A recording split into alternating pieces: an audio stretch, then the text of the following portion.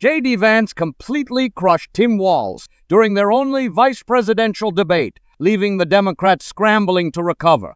Kamala Harris continues to slide in the polls, particularly in crucial swing states, while Trump is certain. Walz's lackluster performance didn't help, leaving both him and Harris in a difficult position with just a month left in the campaign.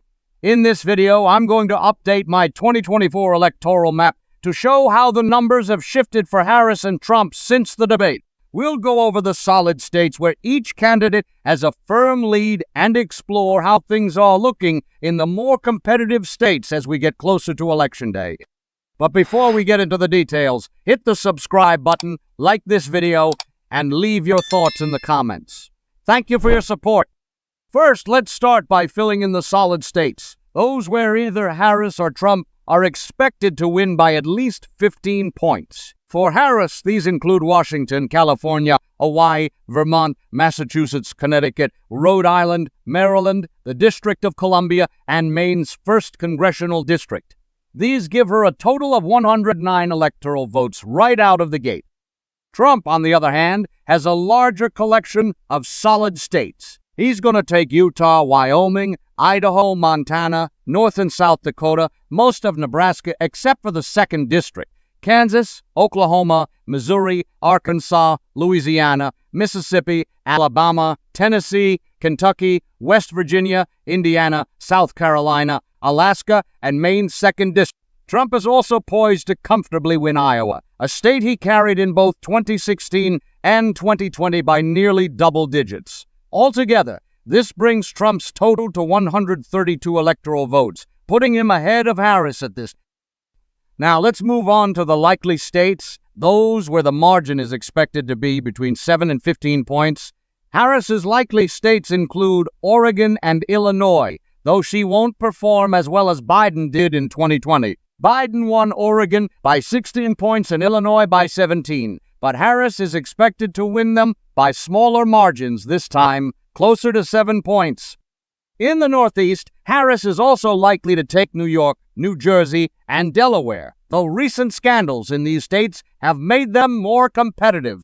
New York Governor Andrew Cuomo resigned and disgraced his successor Kathy Hochul has struggled with her own unpopularity, and New York City Mayor Eric Adams has been caught up in a corruption scandal. In New Jersey, Senator Bob Menendez's corruption charges aren't helping Democrats either. As a result, these states won't be the blowouts they were for Biden in 2020, though Harris will still likely win them. In Colorado, Harris is expected to win, but by a tighter margin than Biden's nearly 14-point win in 2020. This time around, Harris might scrape by with a victory of around 7 points, keeping it in the likely blue column. On Trump's side, his likely states include Ohio, which has become reliably Republican over the past few cycles. Trump flipped it in 2016 and held on to it in 2020, and this time he's expected to win it by a double-digit margin. Texas is also considered likely red, although it's been more competitive lately. Trump won Texas by 6 points in 2020, but this time he's likely to win by 10. Florida, once a key battleground, is now firmly in Trump's corner.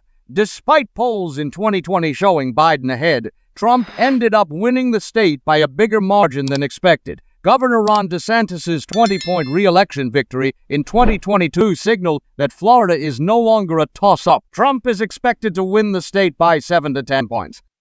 With these solid and likely states locked in, Trump now has 219 electoral votes, while Harris has 191. Trump is only 51 votes away from the 270 needed to win, leaving just 12 battleground states worth 128 electoral votes that will ultimately decide the election.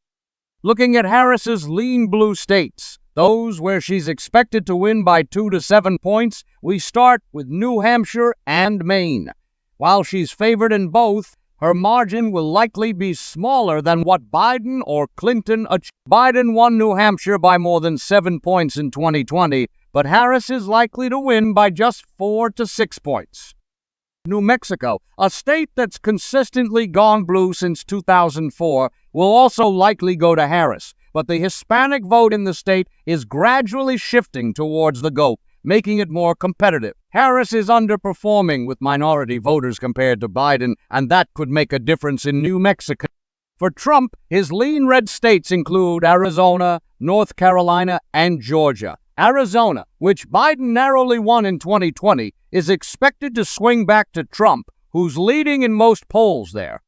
North Carolina has gone to Trump in both of his previous elections, and he's expected to win it again by about 3 points. Georgia, which Biden barely won in 2020, is leaning back towards Trump. While Biden's 2020 win there was historic, Georgia remains a conservative state, and Trump is favored to win it by around 3 points. As things stand, Trump is closing in on the 270 votes he needs to win. Pennsylvania is shaping up to be the most critical battleground state. It's essential for both campaigns. Trump won it in 2016, lost it narrowly to Biden in 2020, and is now leading in the polls, making it the state that could put him over the top. Wisconsin, another key battleground, also leans red. Walz's underwhelming debate showing has hurt Harris here, and Trump's position is looking strong. After narrowly winning Wisconsin in 2016 and coming close in 2020, Trump is well positioned to take it again, with polls showing a virtual tie between him and Harris. Finally, we have the tilt states. Those expected to be decided by less than 2 points. Nebraska's 2nd District is expected to tilt blue, while Nevada could flip for. Nevada has been trending towards the GOP, and with Republicans winning the governorship there in 2022. Trump has a real chance of carrying the state for the first time since 2004. Michigan is another battleground where Trump is expected to win after narrowly losing it to Biden in 2020. The last 2 states, Minnesota and Virginia, are expected to tilt blue but remain competitive. Virginia, which Biden won by 10 points, is much closer this time, and Minnesota, while likely to stay blue thanks to Walz being on the ticket, is still more competitive than expected.